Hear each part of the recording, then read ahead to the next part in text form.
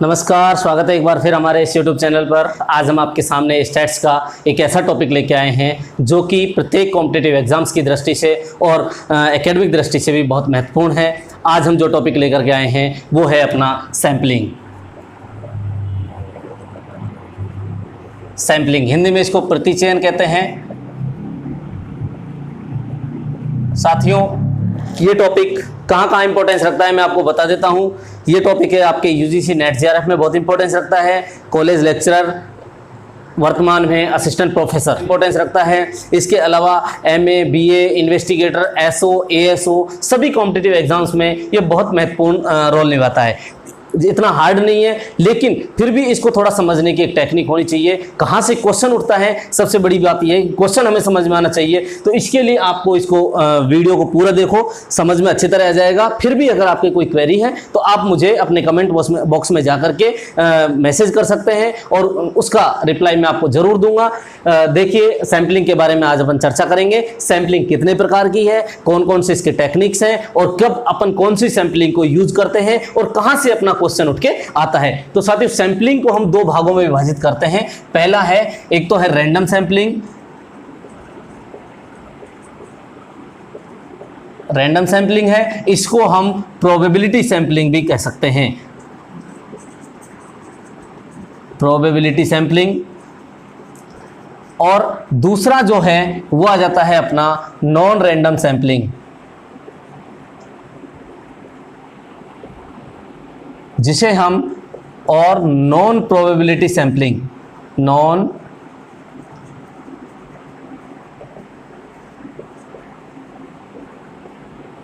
Probability sampling भी कहते हैं। साथियों, दोनों में अंतर क्या है? एक तो है कि जिसे हम प्रायिकता के आधार पर चुने और एक है जिसमें हम प्रायिकता को किसी प्रकार से प्रोबेबिलिटी की कोई संभावना नहीं हो उसको भी चुन लें। तो इसमें हम दोनों टेक्निक्स के अलग अलग वो है, दोनों भाग अपन विभाजित करती हैं। यादृच्छिक प्रतिचयन होता है, एक अयादृच्छिक प्रतिचयन होता है। प्रायिकता के आधार पर प्रतिचयन करें और एक अप्रायिकता के आधार पर। तो इसमें हमारे सामने कुल मिलाकर के 5 विधियां जो हम पढ़ेंगे। सबसे पहली जो होगी आपकी, हिंदी में कहे, इंग्लिश में बोल रहा हूं मैं, हिंदी में बता दूंगा, simple random sampling. Simple random sampling है, हिंदी में इसको कहते हैं सरल यादृच्छिक प्रतिचयन। दूसरा है स्ट्रेटिफाइड, स्तरित, stratified, STRATYFIED,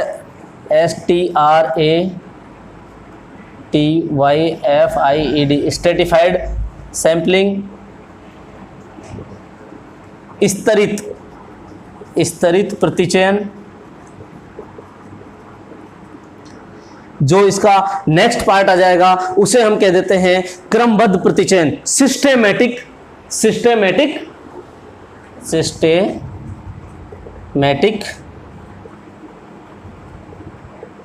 sampling. Systematic sampling हो गया है। नेक्स्ट है जो है आपका, नेक्स्ट आ जाता है इसमें मल्टी स्टेज, बहुविकल्पीय या बहु स्तरीय प्रतिचयन हम इसको कहते हैं। बहुस्तरीय प्रतिचयन का मतलब अभी मैं आपको बता दूंगा। इसको अपन कह देंगे multi stage, MULT, multi stage sampling. और आखिरी जो आता है क्लस्टर, CULUSTER, क्लस्टर सैंपलिंग। गुच्छ प्रतिचयन, simple random sampling, stratified sampling, systematic sampling, जिसको अपन क्रमबद्ध प्रतिचयन कह सकते हैं। इसको क्रमबद्ध प्रतिचयन, मल्टी स्टेज, बहुस्तरीय, या हम कह सकते हैं बहुवैकल्पिक। और दूसरा है, लास्ट है क्लस्टर सैंपलिंग, गुच्छ प्रतिचयन। तो ये तो 5 प्रकार हैं, 1, 2, 3, 4 और 5 प्रकार जो हैं आपके रैंडम सैंपलिंग के हो जाते हैं। नॉन रैंडम सैंपलिंग की बात करें तो नॉन रैंडम सैंपलिंग में सबसे पहला है जजमेंट सैंपलिंग, सविवेक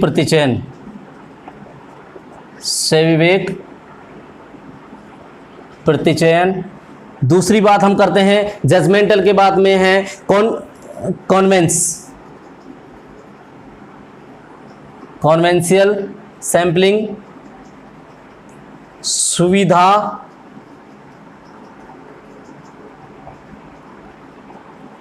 प्रतिचयन। तीसरा हम बात करते हैं QUOTA कोटा सैंपलिंग, इसको अपन कोटा सैंपलिंग भी कह सकते हैं, कोटा या फिर नियतांश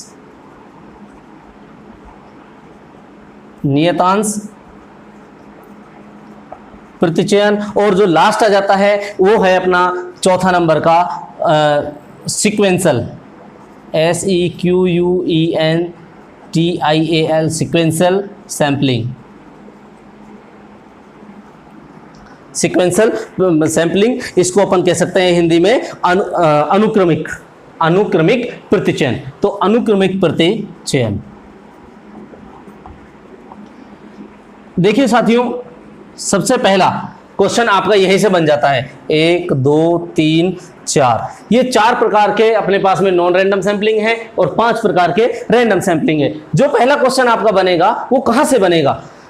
इसमें से ही पहला क्वेश्चन जो कई बार कॉम्पिटिटिव एग्जाम्स में आया हुआ है वो बनता है, निम्नलिखित में से कौन सी प्रविधि नॉन रैंडम सैंपलिंग नहीं है? अक्सर क्वेश्चंस में आया है जिसमें से 3 ऑप्शन आपके ये दे दिए जाते हैं और एक ऑप्शन अधिकांश जो पूछा गया है वो है आपका कोटा सैंपलिंग। तो कोटा सैंपलिंग आपकी नहीं होती है, लेकिन कई बार ये कह सकते हैं निम्नलिखित में से कौन सी विधि नॉन रैंडम सैंपलिंग नहीं है, तो फिर आपके 3 ये दे देंगे, इसमें से 1 ये दे देंगे। पहला क्वेश्चन आपका यहीं से बन जाता है। चलिए, पहला क्वेश्चन आपका ये तैयार हो जाता है, सिंपल रैंडम सैंपलिंग और नॉन रैंडम सैंपलिंग, इन दोनों में आपके अंतर क्या है, इन दोनों में से कौन कौन सी विधि आपकी सामने आ रही है, उनको आपको याद रखना है। तो आपको ये याद रखना है, रैंडम सैंपलिंग में simple random sampling, stratified sample, systematic sampling, multi stage और क्लस्टर। हिंदी में बता देता हूं, सरल यादृच्छिक प्रतिचयन, स्तरित प्रतिचयन, क्रमबद्ध प्रतिचयन, बहुस्तरीय प्रतिचयन और गुच्छ प्रतिचयन। इसके बाद में जजमेंटल में आप याद रख सकते हैं सविवेक प्रतिचयन, सुविधा प्रतिचयन, कोटा या नियतांश प्रतिचयन और अनुक्रमिक। आज हम जो बात कर रहे हैं, आज के इस लेक्चर में अपन रैंडम सैंपलिंग के बारे में बात करेंगे, कल बात करेंगे नॉन रैंडम सैंपलिंग के बारे में। तो अपनी जो रैंडम सैंपलिंग है उनकी एक एक विधि को उठाएंगे और उसके विशेषताएं और इसका प्रयोग कब किया जाता है ये सारी चीजें देखेंगे। इसमें देखिए, सबसे पहला आप ले लेते हैं रैंडम सैंपलिंग को, सिंपल रैंडम सैंपलिंग। तो इसमें सिंपल रैंडम सैंपलिंग का मतलब यह है कि प्रत्येक जो आपका समग्र है, पॉपुलेशन है, आपने जो सबसे पहले अपन ले लें सिंपल रैंडम सैंपलिंग। समझिए इसको, सिंपल रैंडम सैंपलिंग का मतलब क्या है? सिंपल रैंडम सैंपलिंग ऐसा सैंपलिंग है जिसमें आपके पास में पॉपुलेशन जो है समग्र, पॉपुलेशन समग्र, मतलब इसको अपन n कह सकते हैं। n की जो समग्र है उसके प्रत्येक इकाई की चुने जाने की समान प्रायिकता होती है, समान संभावना होती है। मैं इसका उदाहरण ये देता हूं कि मेरे पास एक बैग है और उस बैग में 5 बॉल है जो रेड कलर की हैं, 5 ग्रीन कलर की हैं, 5 व्हाइट कलर की हैं और 5 है जो ब्लैक कलर की हैं। टोटल मिलाकर के मेरे पास में कितनी बॉल हुई? 20 बॉल्स हुई। अब मैंने उन बॉल्स को बैग में भर दिया, मैंने हाथ डाला, तो इस 20 में से प्रत्येक कलर की रेड, ग्रीन, व्हाइट, ब्लू या ब्लैक जो भी है, प्रत्येक इकाई की प्रत्येक संभावना होगी। मतलब प्रत्येक इकाई को मैं निकालूंगा तो 1/20, मतलब कोई सी भी वैल्यू निकालेंगे तो 1/20 आने की पूरी संभावना होगी। तो 1/20 मतलब बोले तो यह है कि 5 इकाई सभी की टोटल इकाइयां 20 होगी, प्रत्येक इकाई निकल सकती है। अब इसमें आपके सामने 2 विधियां आ जाती हैं सामने कि 2 समस्याएं कौन सी आएंगी।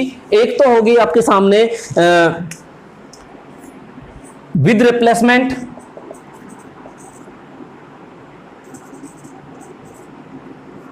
विद रिप्लेसमेंट,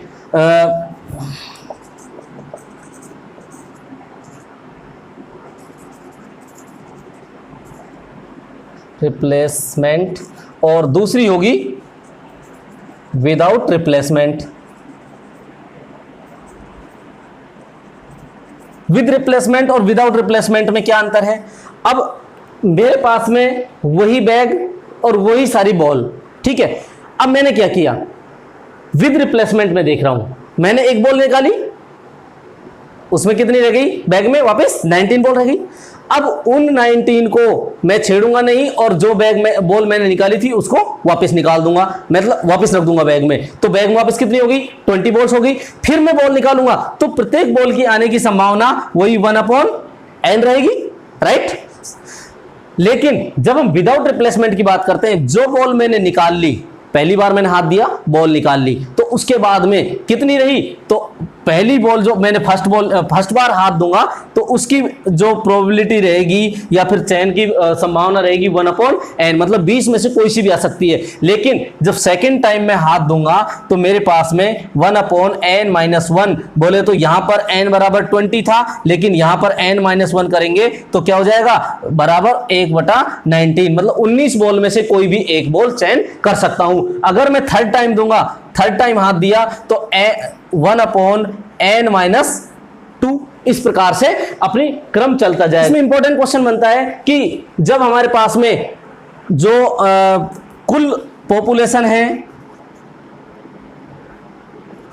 पॉपुलेशन n है और हम n टाइम्स उनको निकाल सकते हैं, तो प्रत्येक इकाइयों की बार बार निकाले जाने की संभावना जो होगी n टाइम्स निकालने की 1/NCN, परमुटेशन कॉम्बिनेशन में अपन देखते हैं तो n इकाइयों के n पॉपुलेशन में से निकाले जाने की संभावना NCN, ये भी इंपॉर्टेंट क्वेश्चन कई बार बन जाता है। तो ये अपना सिंपल रैंडम सैंपलिंग हो जाता है। दूसरा है स्ट्रेटिफाइड सैंपलिंग। देखिए स्ट्रेटिफाइड सैंपलिंग में हम क्या करते हैं, स्तरित जो प्रतिचयन है उसमें हम विभिन्न जो अपने पास में समग्र है, जैसे मैं एक छोटा सा उदाहरण दूसरा लेता हूं। यहाँ पर दूसरा उदाहरण क्या रहेगा मेरा कि एक मेरे पास में बीए के बच्चे हैं, BA first year, second year, third year, 3 क्लासों के बच्चे आ गए। तो बीए फर्स्ट ईयर में जो है 100 बच्चे हैं, बीए सेकेंड ईयर में है, BA first year BA second year में 100 बच्चे हैं और बीए थर्ड ईयर में भी 100 बच्चे हैं। टोटल मेरे पास में 300 बच्चे हैं। अब मुझे स्तरित प्रतिचयन का प्रयोग करना है तो मैं क्या करूंगा, बीए फर्स्ट ईयर वालों को अलग कर दूंगा, सेकेंड ईयर को अलग कर दूंगा, थर्ड ईयर को अलग कर दूंगा और प्रत्येक में से मैं क्या करूंगा, अपना चुनाव कर लूंगा। फिर वो सिंपल रैंडम सैंपलिंग के आधार पर प्रत्येक में से चुनाव कर लेंगे। अब देखिए इनका मैंने अलग क्यों किया, स्तरित। स्तरित का मतलब क्या है कि अपन ने एक स्तर बना दिया जिसमें बीए फर्स्ट ईयर वाले बच्चे हैं तो उनको एज, आकार सब पूरी तरह से वो एक समूह में निर्धारित होते हैं। दूसरे बीए सेकेंड ईयर वाले हैं तो सेकेंड ईयर का निर्धारण कर रहे हैं, उनकी एज है, हम उम्र होगी। इसी प्रकार से तो हम सामाजिक, आर्थिक या फिर अन्य प्रकार से देखें तो लगभग समान रूप वाले या सजातीय इकाइयों को एक क्रम में रख सकते हैं, एक स्तर में रख सकते हैं और फिर उनको अपन क्या कर सकते हैं, इसमें से प्रतिचयन के रूप में निकाल सकते हैं। तो विभिन्न, अब क्वेश्चन यहां से क्या बनता है, विद रिप्लेसमेंट, विदाउट रिप्लेसमेंट और सिंपल रैंडम सैंपलिंग अपने समझ में आ गया। जो यहां पर क्वेश्चन बनता है कौन सी में से, स्ट्रेटिफाइड अपन कर रहे हैं, स्ट्रेटिफाइड वाली में से जो क्वेश्चन बनता है वो बनता है कि निम्नलिखित में से किस विधि द्वारा एक से अधिक स्तरों पर विभाजित करके चुनाव किया जाता है या फिर प्रायिकता चुनी जाती है। तो सिंपल स्ट्रेटिफाइड जो स्तरित प्रतिचयन है उसको किया जाता है। तो अब इसका जो साथियों कौन सा स्ट्रेटिफाइड सैंपलिंग का सबसे जो अच्छा गुण है वो क्या है कि इसमें लगभग समान आकार वाले सभी गुण आ जाते हैं और अधिकांशतः जो चुनाव होता है वो एक बहुत अच्छी इकाई होता है, क्योंकि हमने जो स्तर बनाए हैं, समूह बनाए हैं, वो लगभग सजातीय आकार के ही बनाए हैं। इसी प्रकार से अपना नेक्स्ट सिस्टमेटिक जो क्रमबद्ध है उसमें सैंपलिंग का तरीका क्या होता है कि स्ट्रेटिफाइड की तरह ही होते हैं, लेकिन थोड़ा सा डिफरेंस क्या है, सिस्टमेटिक सैंपलिंग में अपने पास में जो पॉपुलेशन होती है, पॉपुलेशन अनंत होती है। पॉपुलेशन अनंत होने के कारण हम क्या करते हैं, पहली इकाई को तो हम अपने इच्छानुसार चुन लेते हैं। आप पहली इकाई को अपने इच्छानुसार चुन लेते हैं, फिर उसके बाद में उसका प्रत्येक, जैसे सपोज करो अपन ने पहली इकाई n है तो n में से कोई भी इकाई चुन ली। अब उसमें जो 100 बच्चे हैं हमारे पास में, 100 तो खैर निश्चित होता है, लेकिन 1000 मान लीजिए, 1000 का चुनाव हम नहीं कर सकते।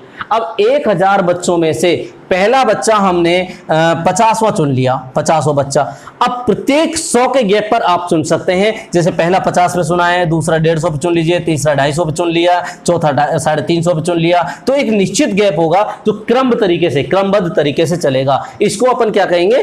क्रमबद्ध सैंपलिंग कहेंगे। मल्टी स्टेज सैंपलिंग में क्या करेंगे? विभिन्न जो अपने पास में पॉपुलेशन दिया हुआ है उस पॉपुलेशन के अनेक प्रकार से समूह बना देंगे, स्तर बना देंगे। स्तर बनाने के बाद में उसमें से चयन करेंगे और क्लस्टर प्रतिचयन का एक छोटा छोटा क्लस्टरों में छोटे छोटे भागों में विभाजित कर देंगे और उसमें अपन इसका चयन कर लेते हैं। कई बार क्वेश्चन आता है कि जब आंकड़े अपरिमित हो, मतलब अनंत हो, असीमित हो, और उस स्थिति में हमें प्रतिचयन का चुनाव करना हो, या फिर जैसे हमारे पास में कालानुसार वर्णमाला है या कालक्रम है, इनके आधार पर चयन करना है, तो निम्नलिखित में से कौन सी सैंपलिंग का प्रयोग किया जाएगा? तो इसमें हमारे पास में सीधा सीधा है, जब अनंत है तो उस स्थिति में क्रमबद्ध तरीके को अपन अपनाएंगे और क्रमबद्ध तरीके से अपन क्या करेंगे? उसका चुनाव करेंगे। अगर हमारे पास में विभिन्न आंकड़े हैं और अलग अलग स्तरों में बांट गए हैं, मल्टी स्टेज, अलग अलग स्टेज बनाई गई है, तो बहुचरणीय, जैसे पहला अपन ने क्या किया?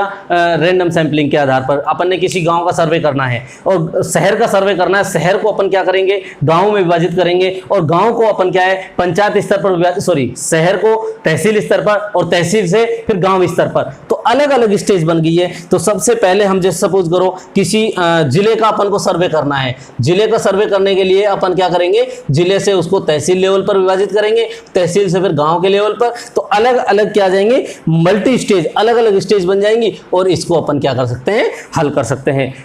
ऐसा ही गुच्छ प्रतिचयन में है कि अलग अलग आंकड़ों के सजातीयता के आधार पर अपन अलग अलग वो बना देंगे, क्लस्टर्स बना देंगे और क्लस्टर्स में से अपन अपनी सिंपल रैंडम सैंपलिंग का प्रयोग करके चुनाव कर सकते हैं। तो साथियों, आज के वीडियो में हम इतना ही करेंगे। अगले वीडियो में अपन बात करेंगे नॉन रैंडम सैंपलिंग और नॉन प्रोबेबिलिटी सैंपलिंग की। धन्यवाद।